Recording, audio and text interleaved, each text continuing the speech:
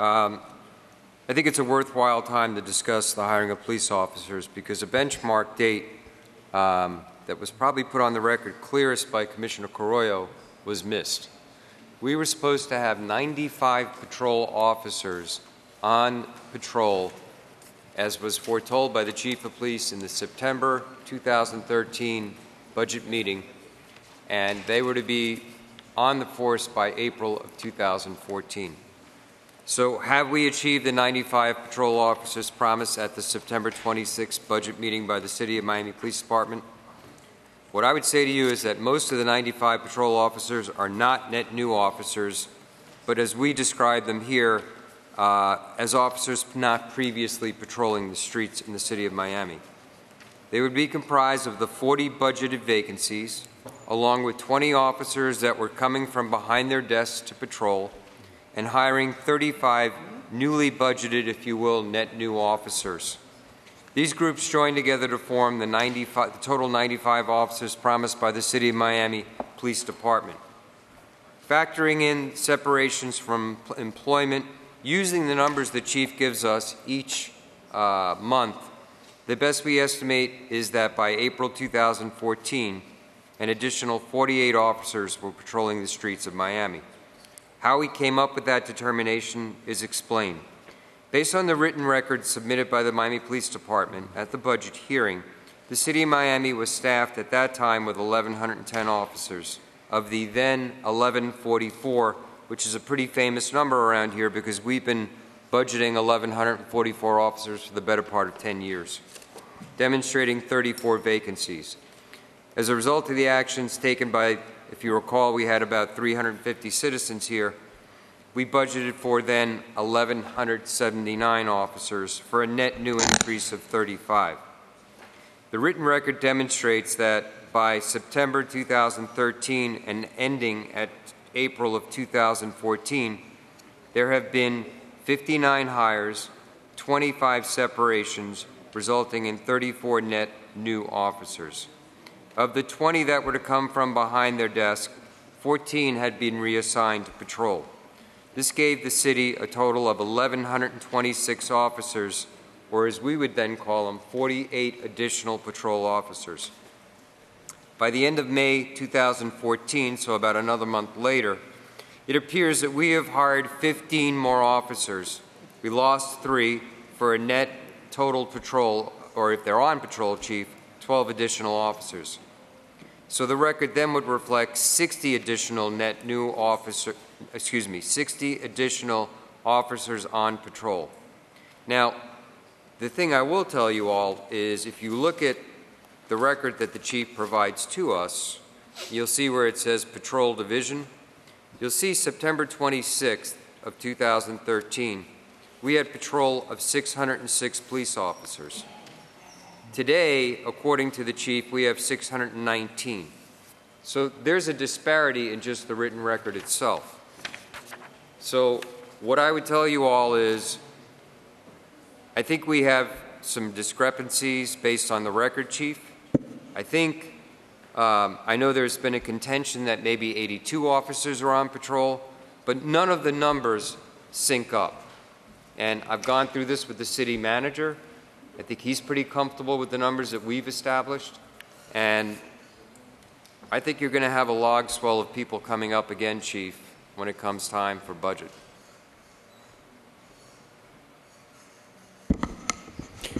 Good afternoon, Commissioners. Chief Manny Arosa, Miami Police Department. Commissioners, first of all, we haven't added 95. We've added 109. But we also had 48 people that left, were terminated, etc. If you go back to the 1144, we're almost there, but we now have 1179. We're above that. If you see the new package we gave you, we have shown you in the back page a metrics of what we expect and project based on what we're hiring right now, that we will be coming back to this commission towards the end of the year, probably asking for more money to add more cops because we've reached 1179. As to the promise of 95 new cops put to patrol, I was under the impression was 95 new cops, not necessarily in patrol. But if that's the case, then, you know, I stand corrected. We do have to buy more police cars then, if that's the case, a lot more. And I feel comfortable in the way we're hiring police officers and putting them out on the road right now.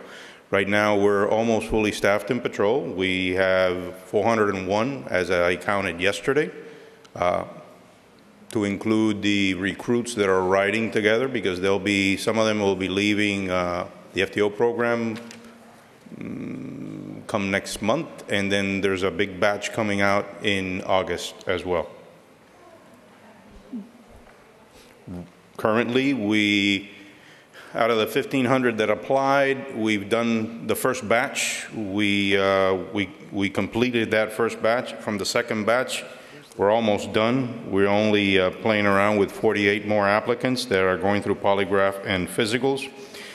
And then in July 6 and 17, we're going to bring another batch of candidates, and we'll start processing them. We expect to finish sometime prior to the end of the year with this batch. And like I said, I believe that we're going to be hiring over 100 again. Last year we broke the record with 110. I think we're going to be in the 120s this year for hiring. That's why I feel confident we'll be back here requesting more funding for more officers so that we don't stop the hiring process. Chief, I'm going to say this to you because I like to think I'm clear, but I got to say, I'll defer to Commissioner Carollo, and I'm going to quote him in the September 26th meeting.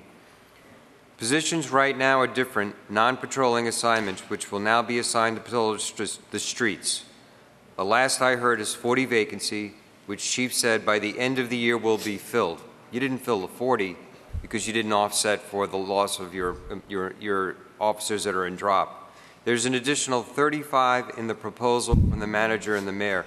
If my math is correct, 40 plus 20 plus 35 is 95 officers that will be patrolling the streets right now that are not patrolling the streets. And subsequent to that, you agree to this number. So, what we can't have, Chief, is an ever-changing playing field. I think at this point, I'm just talking about net new officers. But we haven't even arrived at the 95 to get there yet. And, the best I can tell... Well, you're correct. Net new officers? No, we haven't gotten there, but we have surpassed the 95 officers. Just so happens that 48 left because they were supposed to leave or got fired or whatever. Chief, let's be frank with each other, and I mean dead frank. You knew they were going to be leaving. There's no two ways about it. Commissioner Gord has said many, many times, we have a bubble coming up sometime next year that about 150 officers may be leaving. So you know that you have to deal with that offset to begin with. And Chief, I want to be dead honest with you and dead straight with you. I was one of the guys up here saying, let's put them on patrol, maybe because an ounce of prevention is worth a pound of cure. But then, as you know, I've been looking at the clearance rates for the city of Miami, and our clearance rates are 14.5%.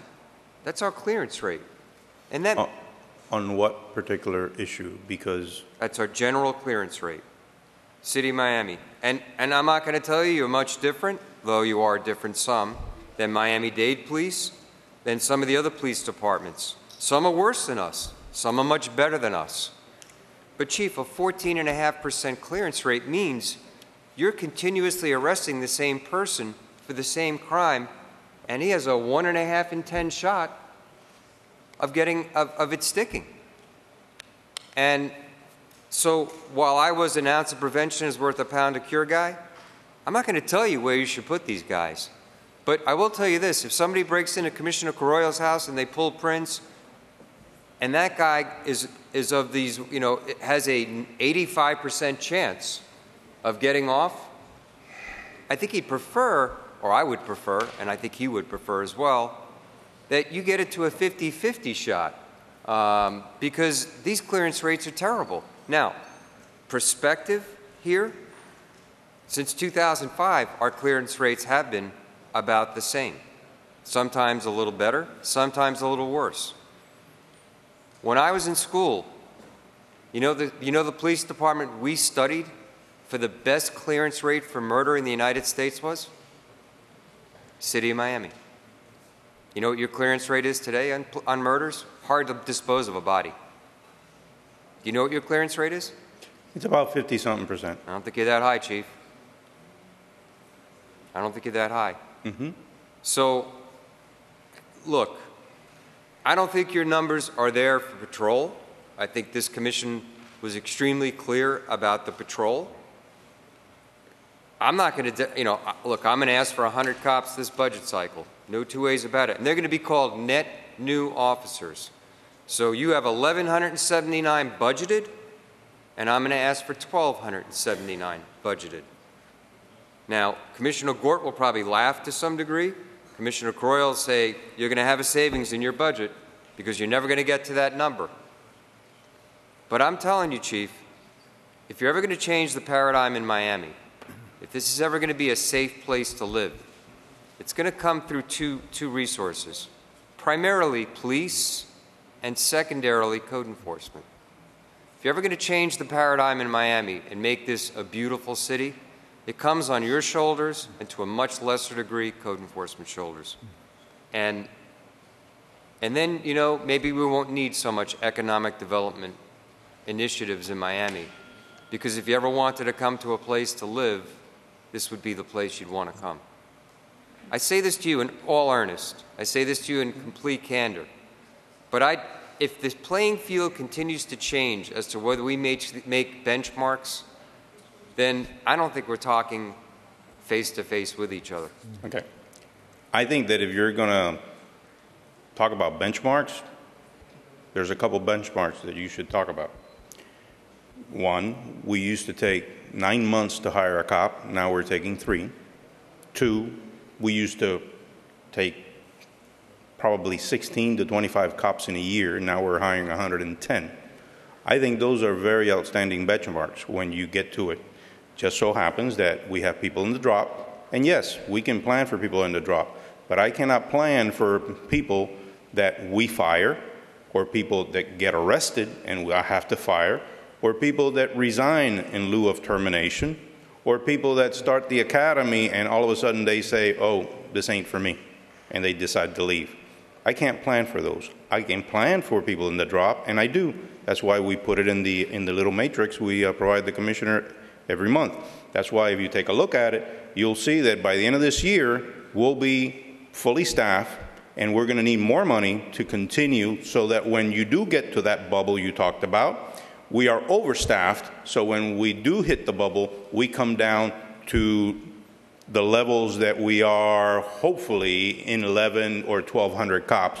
So when the bubble does hit, we're overstaffed so that we can absorb that bubble and continue hiring people. But I feel confident that the way we're hiring people now is the right way, number one, and it's a fast way, and we are not cutting any corners to hire unqualified people. Well, I hope you don't take anything that I've said here today to suggest, imply, or for you to conclude that you should be taking unqualified people. No, I haven't said that. I'm just saying that if we rush to hire, the history will tend to repeat itself. What we happened in the 1980s when we rushed to hire, when we went from a sworn force of 400 of over 800 cops. I'm not saying that's going to happen. I'm saying that we are hiring. That's why we cut the process down. That's why we've gone from 4 investigators to 20 investigators doing backgrounds to speed up the process. And like I said, we've gone from 9 months to 3 months. I don't think we can cut it much shorter than that. Chief, I'm just saying, when you give your word to a room, that I think your word was predicated on understanding exactly where you were going to find yourself. You knew there were going to be some people resigning. You knew they were going to, if I recall, I remember reading a memo from you that you actually statistically predict how many police officers you're going to let go based on the past year's progressions. I remember I promised 90 officers, and I produced 109. Gross officers. Gross officers, correct. And you didn't factor in that there were going to be any people resigning or dropping, so to speak. No, I did not, because, you know, Okay. usually in a workforce, you're going to have people leaving, of course. Yeah, but you're in a drop. You know who's going to leave. But That's I a don't know known commodity. But, Commissioner, I don't know who I'm going to fire. No, I completely understand that. If I remember reading a memo from you, I think you statistically put that you can anticipate 8 firings a year. Yes, and it was a lot more than that. Okay. We just had we had more than that just in one single case, and that's the case that happened up north. All right. You know what, Chief? All I can do is talk to the manager, and all I can do is suggest that I've been at this for 3 years. Since the summer of 11, I've been at this.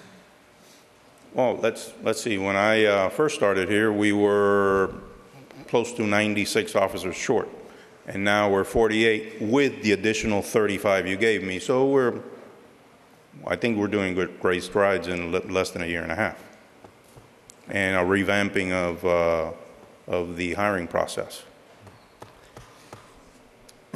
Okay. I said what I could say. You can give him all the funds that you want, but unless we make some changes on the process, it's not going to be easy for him to hire individuals.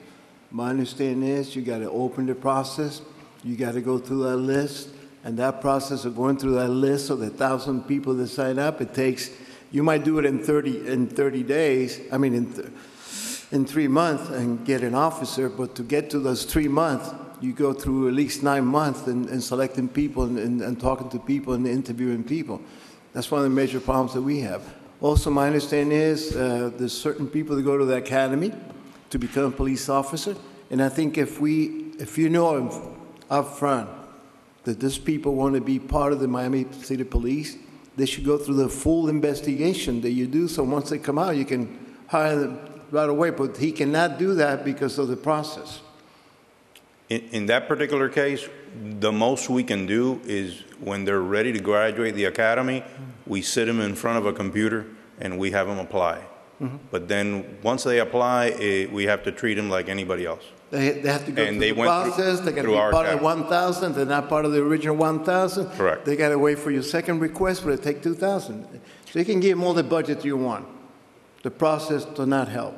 Something simple as, and I've already reached out, something simple as going to the county and saying, I know your guys are going to lay off probably, we want to hire them, is something that we have to go and beg DOJ for it.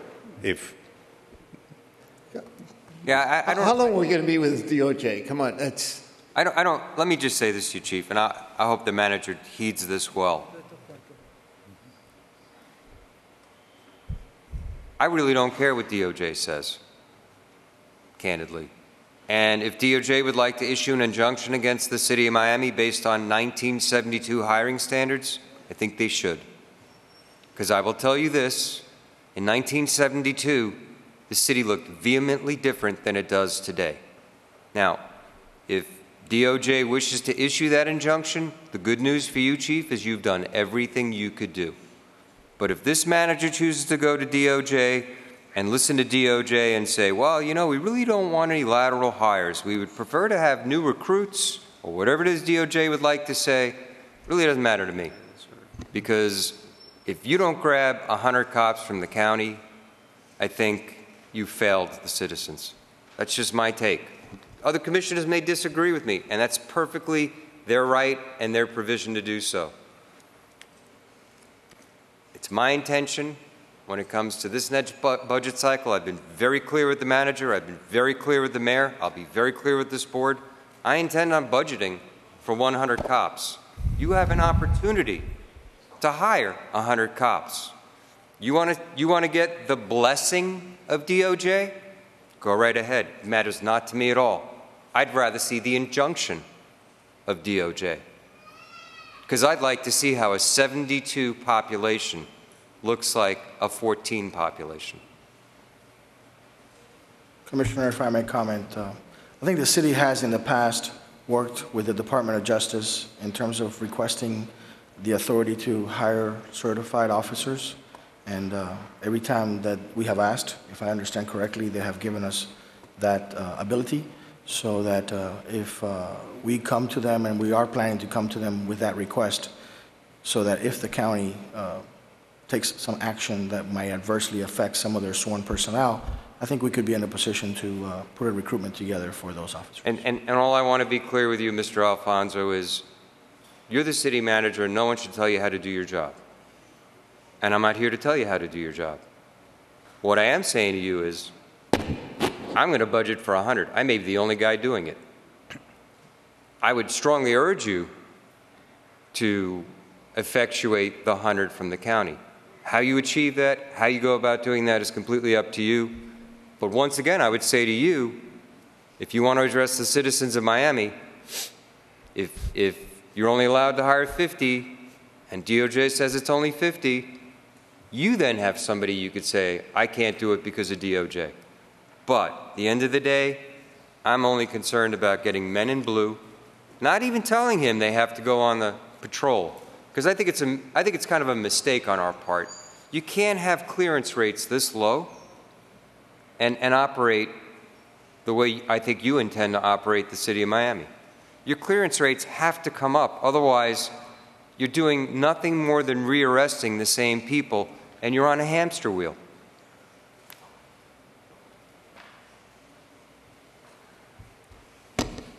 Okay. Any further discussion? Commissioner Hunter. I just had a question. My question as it pertains to clearance rates. Because when I think about it, I mean, the clearance rate doesn't necessarily have all to do with the police. I'm not sure. I think you're right. But because you have to think about the state attorney's office also. So I don't know if there's a correlation between what the police and the state attorney's office is doing to improve those clearance rates. Because I'm assuming the clearance rates will be those who were vindicated of, say, a charge or something of that nature. Is that how we're describing it? The clearance rate is basically during the investigation, whether there are any evidence that suggests that you can clear or charge an individual. There's also people that do not cooperate, victims that do not cooperate, victims that can't be located. So you'll see in the clearance rates nationally that, you know, property crimes get lower clearance rate because it's basically a less victimless crime, and the higher of you go, the bigger the clearance rate. For example, sexual batteries are usually very high, especially in our city. They're very high. Murders are usually high. However, there's certain areas where murders are committed where people sometimes do not want to cooperate with the police, or people are afraid to come forward, so the clearance rates suffer in that situation. Robberies are also a little bit of a tricky situation depending on who is the victim. Is it a tourist? Is it somebody that's going to be around? Is it somebody that's gone? And burglaries also have to deal with similar to property crimes, how much of importance the victim puts on a burglary and things of that nature. So then the clearance rate is just from the time of arrest? It's the difference between being arrested and being prosecuted? It's from the incident to what was done with the incident. Was an arrest made with the incident? And if an arrest was not made with the incident, could you clear it? For example, I know I can arrest him, but he happens to be dead.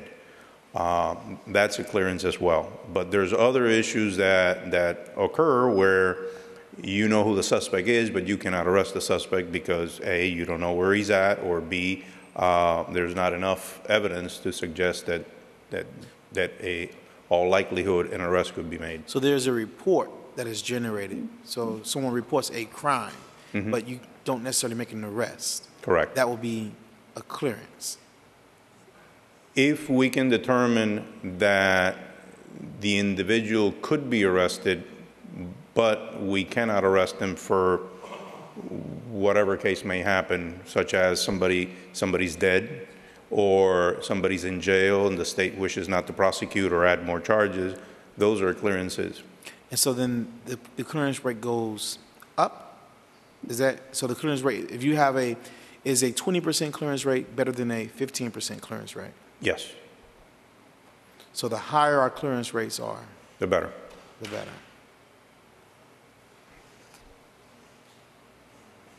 I'm gonna have to read something about this. No, This challenge is just to, It's FDLE that okay, provides it. that doesn't, okay. I'll look it up in FDLE then.